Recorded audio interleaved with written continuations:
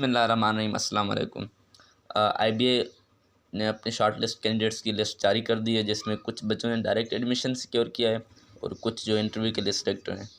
जिन्होंने direct admission secure किया है, अब मसला ये आ रहा है कि उनको फाइनेंशियल एड फॉर्म जो है वो फिल करना है, अगर वो फाइनेंशियल असिस्टेंस जो है वो हासिल करना चाहते हैं। लेकिन अक्सर बच्चों को इस चीज़ में क्यूरी आ रही है कि फ़ाइनेंशियल असिस्टेंट फॉर्म कैसे फ़िल करना है। आइए हम आपको बताते हैं कि फ़ाइनेंशियल असिस्टेंट फॉर्म कैसे फ़िल करना है। ये इसका मेन पेज है और इधर उन्होंने ये लिखा हुआ है कि अगर आप फ़ाल्स इन्फॉर्मेशन प्रोवाइड करेंगे, या ये आप देख सकते हैं कि अगर आप फ़ाल्स इन्फॉर्मेशन आप जो है वो प्रोवाइड करेंगे तो आपकी एप्लीकेशन कैंसल भी हो सकती है। और जो चीज़ें आप कॉमन चीज़ें, और ये आपके जो फॉर्म्स हैं ये आपको जो है ना वो ये आपको प्रोवाइड करने हैं। अब इसमें मुख्तलिफ़ चीज़ें आपको देनी है, यानी इसकी copy, salary slip, bank statement मिलती है जिस किसी का बैंक में अकाउंट होता है। आपके पास फ़ी बिल्स होंगे, यूटिलिटी बिल्स होंगे, सेविंग सर्टिफिकेट्स, बॉन्ड्स, ये बैंक्स के सारी हमारे पास रिलेटेड चीज़ें होती हैं। डोमिसाइल आप कहाँ से लेते हैं, मेडिकल बिल्स, आपका कोई एडमिट है तो ये सारी चीज़ें। और कंप्लीट एप्लीकेशन हमारे पास क्या करना है कि furnish factual comprehensive and authentic application form हम इंफॉर्मेशन हमने फॉर्म में देनी है। और जो चीज़ें आपने पढ़ी, और अवॉइड किन चीज़ों करना है, जो मेन इंपॉर्टेंट चीज़ होती है कि इनकम्प्लीट आपने इन्फॉर्मेशन नहीं देनी, ओवर राइटिंग, स्क्रैचिंग नहीं करनी, अक्सर बच्चे ऐसे करते हैं। और submitting your application by email से एप्लीकेशन, क्योंकि अभी भी आप उमेश कुमार भाई जो हैं वो हमें बताते रहते हैं कि अगर आप किसी को भी ईमेल करते हैं कोई फाइल अटैच ना करें। Submit in the documents in wrong order without card file. IBA बार बार ये हमें बताता है कि आप ऑर्डर में जो है फिल करें और किसी क्वेश्चन को आंसर नहीं करना। अब इसमें ये आपकी जो है अब एप्लीकेंट की इन्फॉर्मेशन है। अब इसमें बच्चों को क्यूरीज कहाँ पे आ रही है, पॉइंट नंबर 3, पॉइंट नंबर 4 पे आ रही हैं कि एनरोलमेंट सीट नंबर, क्योंकि अब हमने टेस्ट नहीं दिया तो ये हमें खाली जगह छोड़नी होगी। प्रोग्राम क्लास को भी हमें खाली जगह छोड़ना होगा, क्योंकि हम किसी यूनिवर्सिटी में एडमिट नहीं हैं। CGPA को भी हमने छोड़ देना होगा। अच्छा, और हमारे जो अक्सर बच्चों को हमारे पास जो क्यूरीज आ रही हैं कि मंथली इनकम ग्रॉस और नेट। मंथली इनकम वो होती है कि जो आप हासिल करते हैं, जो आपकी टोटल इनकम होती है उस मंथ में। नेट इनकम होती है कि जो उस टोटल इनकम से आप टैक्स पे करते हैं, उसके बाद जो इनकम बनती है उसको नेट इनकम कहते हैं। और हमेशा जो नेट इनकम है वो इनकम ग्रॉस से कम ही होती है। तो अगर आप कहीं काम करते हैं, कोई आप ऑक्यूपेशन जो है ना साइड बिजनेस आप करते हैं पढ़ाई के अलावा भी, तो आपको यहाँ इन्फॉर्मेशन प्रोवाइड करनी होगी। यहाँ पे भी यही अक्सर को मसला आ रहा था। नेशनल टैक्स नंबर हमारे यहाँ जो अक्सर गांव के हैं लोग, उनके पास नहीं है, तो आपने यहाँ पे सिंपल NA लिख देना है। अगर आपके फार्मर जो हैं आपके अगर वालिद साहब जो हैं वो फार्मर है मिसाल की बात, तो आपने सिर्फ फार्मर लिखना है और बाकी सब चीज़ों को जो है वो NA कर देना है। अगर कोई इनका ऑक्यूपेशन है, अगर कोई गवर्नमेंट सर्वेंट है या कोई गवर्नमेंट एम्प्लॉयर है या कोई प्राइवेट एम्प्लॉयर है, तो आपको सब डिटेल्स देनी है।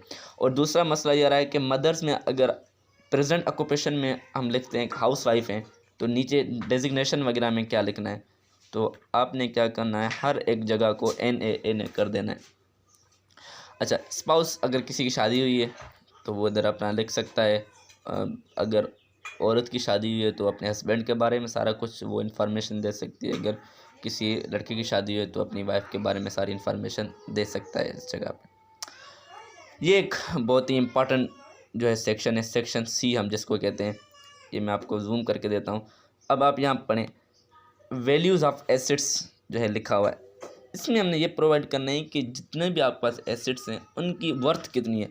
और यहाँ please mention current market value in पाक रुपीज़। हमने पाक रुपीज़ में बताना है कि इसकी करंट मार्केट वैल्यू कितनी है। बिज़नेस, आपके फादर का कोई बिज़नेस है, उसकी कितनी रकम है अभी, mother, spouse, self, brother, sister, और उसको जाके टोटल आपने इधर लिखना है कि बिज़नेस में इतना हमारे पास आ रहा है। और होम, अगर आपके पास फ्लैट है उसकी अब करंट मार्केट वैल्यू कितनी है वो हमने बतानी है। वो अगर आपके फादर के नाम पे तो आप उसके बारे में, मदर के नाम पे, स्पाउस के, सेल्फ, ब्रदर, किसी के भी नाम पे आप इसमें लिख दें। अच्छा, अगर आपके होम फ्लैट है अगर वो वालिद साहब के नाम पे है तो आपने उसकी करंट मार्केट वैल्यू बतानी है, अगर मदर के नाम पे है तो आपने उसकी करंट मार्केट वैल्यू बतानी है और उसको आगे जाकर टोटल करना है। अगर आपके पास कोई एग्रीकल्चर लैंड है, जिस तरह अक्सर जो गांव के लोग होते हैं उनके पास एग्रीकल्चर लैंड होती है, उसकी करंट मार्केट वैल्यू कितनी है।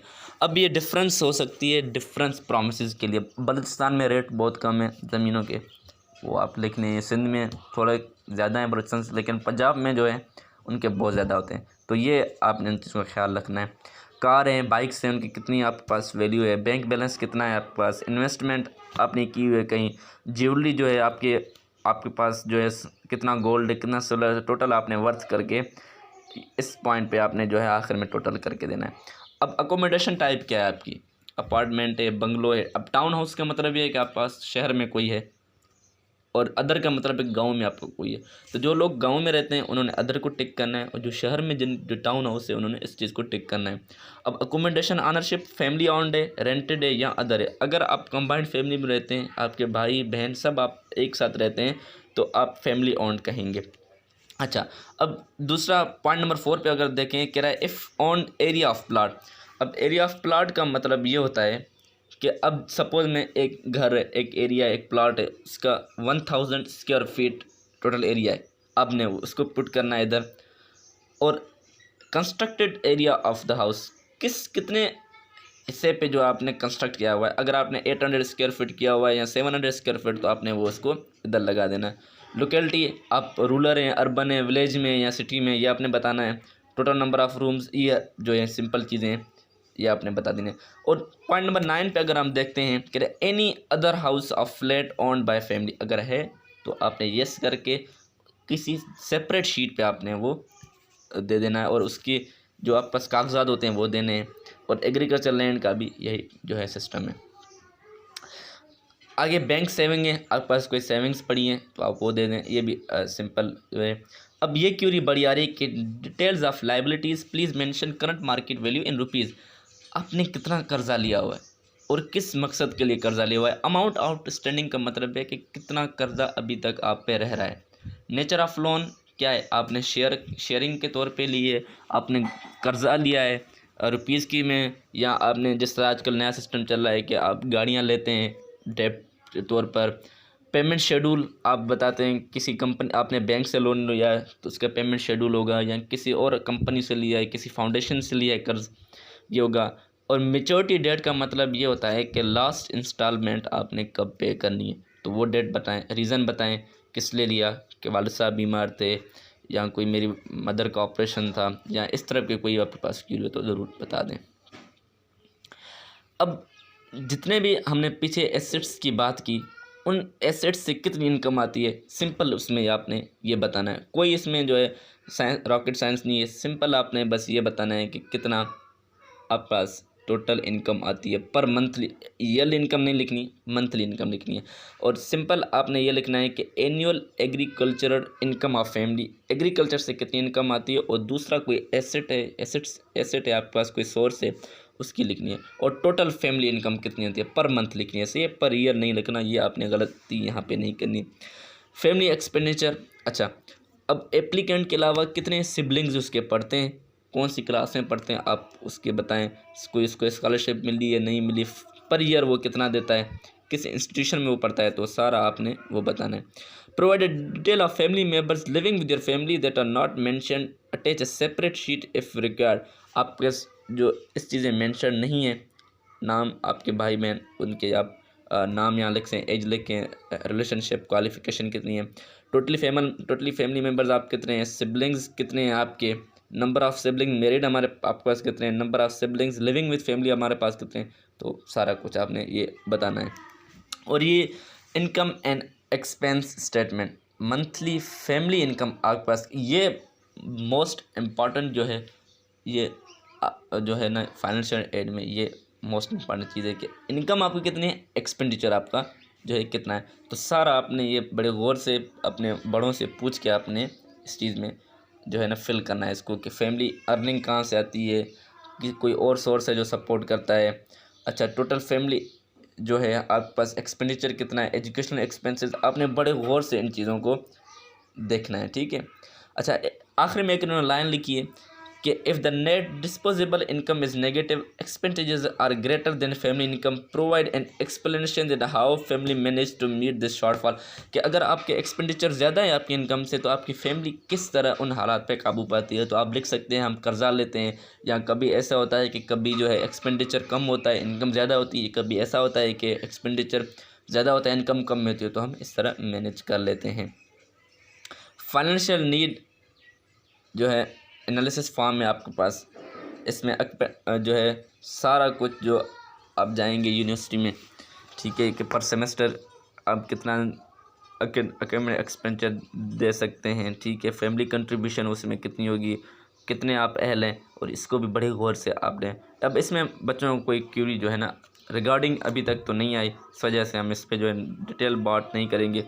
अच्छा, यहाँ पे एक बात है कि ये कह रहा है boarding and lodging expenditures, hostel cost for expend living outside, monthly expense कितना वो कर सकता है, ठीक है, total educational expenses add 1 to 7 जितने भी आपके पास हैं कितना आप पे कर सकते हैं, ठीक है, और फैमिली कितना कंट्रीब्यूट करेगी, तो ये भी एक इंपॉर्टेंट। अब मेन इसमें चीज़ क्या होती है, स्टेटमेंट ऑफ पर्पज़। अब मैं आपको क्लू देता हूँ इसमें कि आपने, अगर आपके वालिद साहब बहुत गरीब हैं, फैमिली मेम्बर ज़्यादा हैं, अब जिस तरह कुछ लोगों के इस तरह होता है क्योंकि भाइयों की शादी होती है तो कंबाइंड फैमिली होती है, और तो वो उसमें बहुत ज़्यादा उनके भाइयों के बच्चे भी होते हैं, एक्सपेंडिचर ज़्यादा होते हैं, तो आपने वो मेंशन करना है। अगर आपके गांव में फैसिलिटीज़ नहीं है, आप स्कॉलरशिप पे कहीं पढ़ते रहें, तो आपने ये स्टेटमेंट ऑफ पर्पज़ गौर से पढ़नी है। हाँ, शुक्रिया आप सबका, थैंक यू।